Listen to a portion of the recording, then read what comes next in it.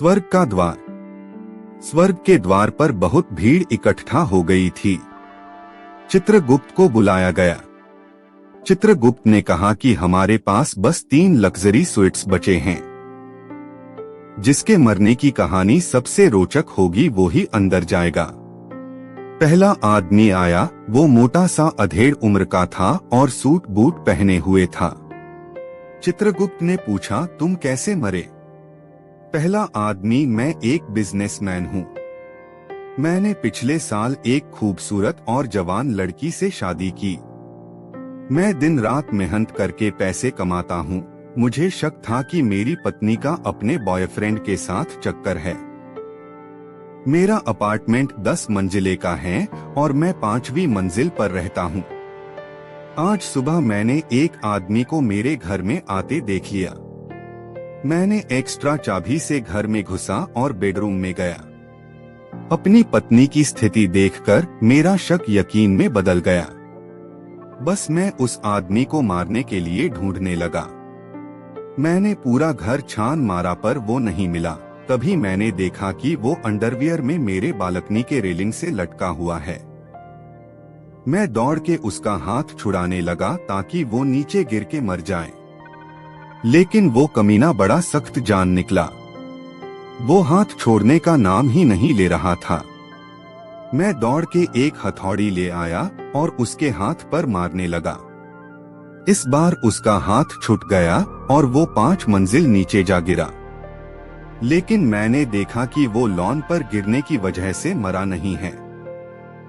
मैं दौड़ के घर का फ्रीज उठा लाया और उसके ऊपर फेंक दिया।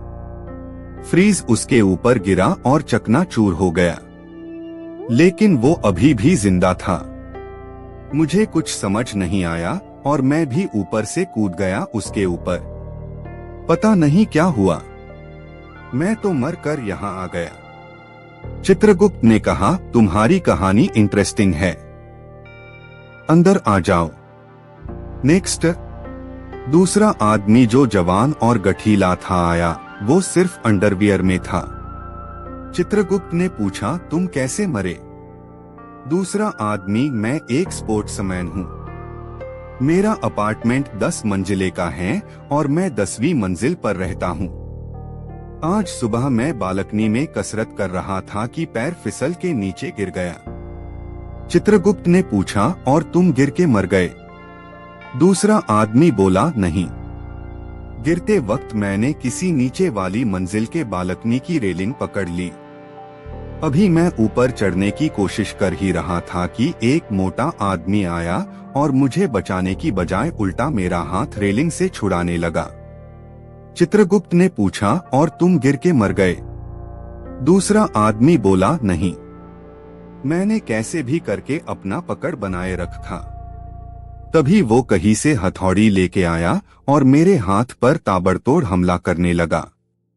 चित्रगुप्त ने पूछा, और तुम गिर के मर गए? दूसरा आदमी फिर बोला, नहीं। मैं नीचे लॉन पर गिरा। कुछ हड्डियां टूटी होंगी पर मरा नहीं। तभी वो पागल आदमी कहीं से फ्रीज उठा लाया और बालकनी से मेरे ऊपर फेंक दिया। चित्रगुप्त ने पूछा, और तुम दब के मर गए? दूसरा आदमी कहा, नहीं। मैं फिर भी जिंदा था।